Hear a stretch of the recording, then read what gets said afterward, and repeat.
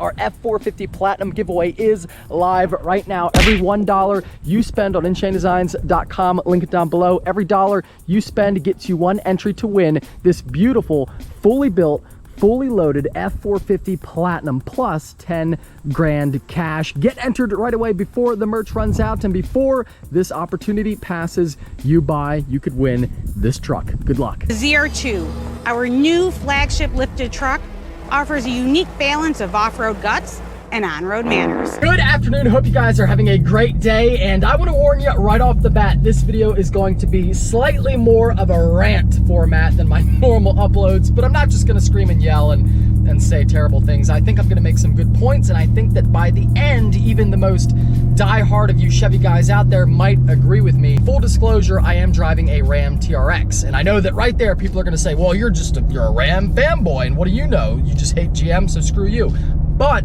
that's actually not true at all. I'm actually much more of a GM fanboy. My first truck ever, and I don't come from like a Chevy family.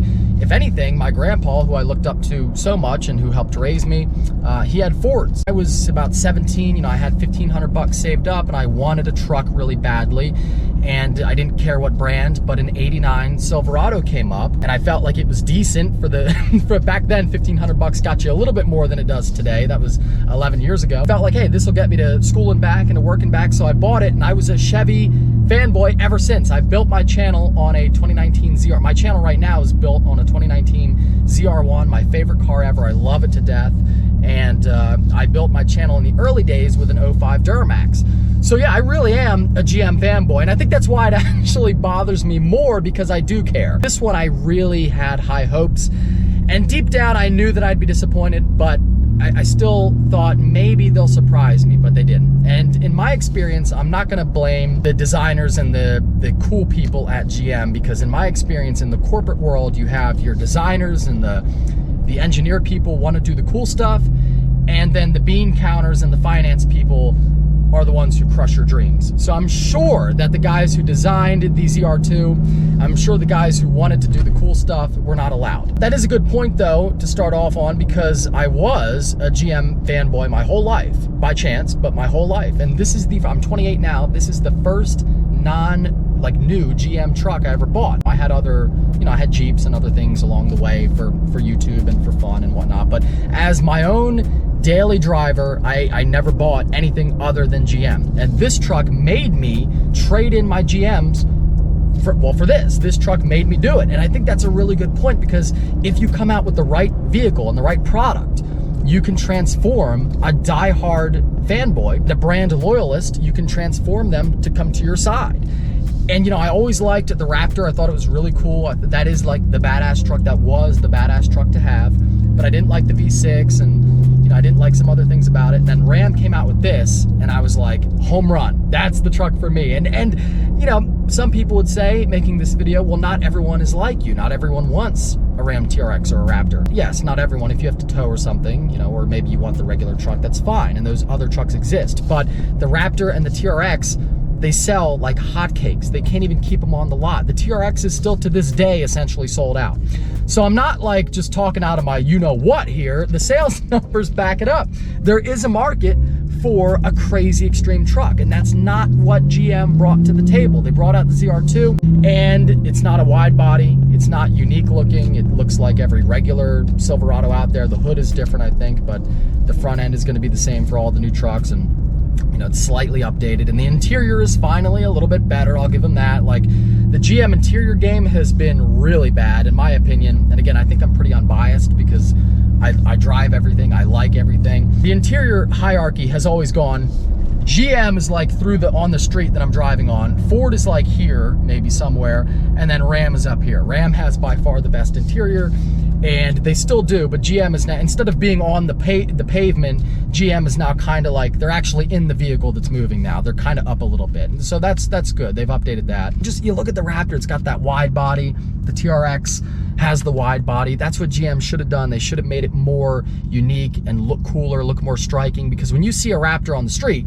or a TRX on the street, you know right away that's like a special cool truck. ZR2 is unfortunately not that. And I also want to say that I'm not here to tell you that the ZR2 Silverado is a bad truck. It's not it's a fine truck, just like the Ram Rebel. Look at this, by the way, I'm talking about trucks. Suzuki what? Very small.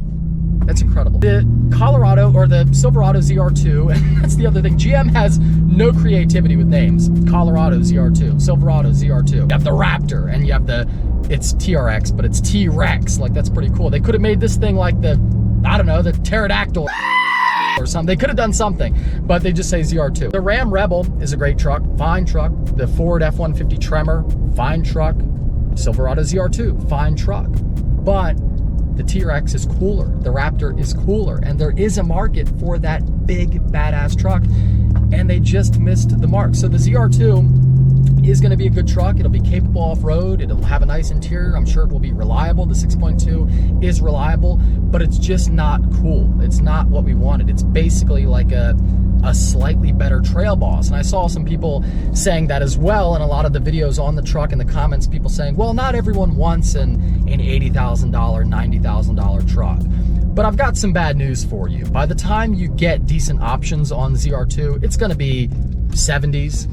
And really at that point, you know, if you can afford a $70,000 truck, I think you can afford an $80,000 truck. Now you've got a 420 horsepower truck. The TRX makes 700. The Raptor R is going to make 750, maybe around there.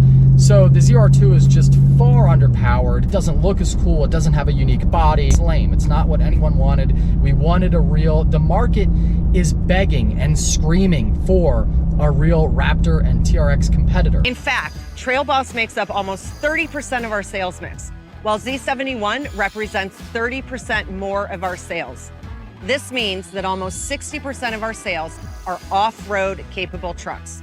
And the Custom and LT Trail Boss rank amongst the highest in attracting new and younger buyers to Chevrolet. I think it's more sad because not only as a brand are they capable of doing it, and they could have made it really cool, but it would have been easy for them. They already have the LT5 from the ZR1, makes 750 horsepower. Dodge has put this engine in everything. They take the Hellcat, which was made for a car, they put it in a Jeep, they put it in a truck, they put it everywhere, they make it work. Why can't you do that with the Corvette engine? Why? Why can't you take the LT5 from the ZR1, perfect power level, ready to go, already tested and totally fine, put it in the truck and go. You already had the engine for it.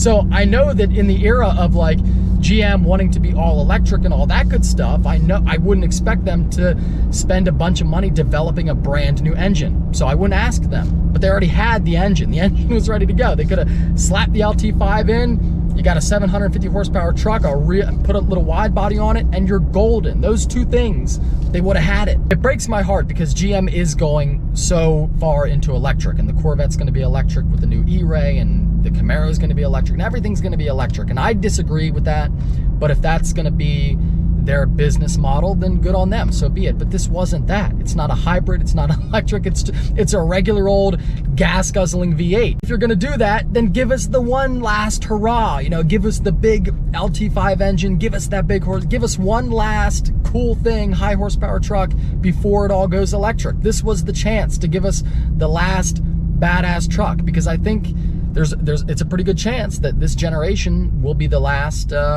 you know, with a top range model truck being gas powered. So I think they really missed the mark, and that's what breaks your heart the most, is that, well, they could have made this like the coolest Chevy truck ever. They played it safe for whatever reason. Again, I don't know why. It's not like they had to keep with electric. It's a regular gas powered V8. It's not like they couldn't make a wide body truck. They just choose not to. And again, I think it's the bean counters and the finance people at the top saying, well, we're not going to invest in that. And it's so short-sighted. And I think I'm the proof, and a lot of people are, because I know so many people that are like, man, I really wish Chevy would come out with something cool, you know, come out with a top range competitor for the Raptor and the Rex.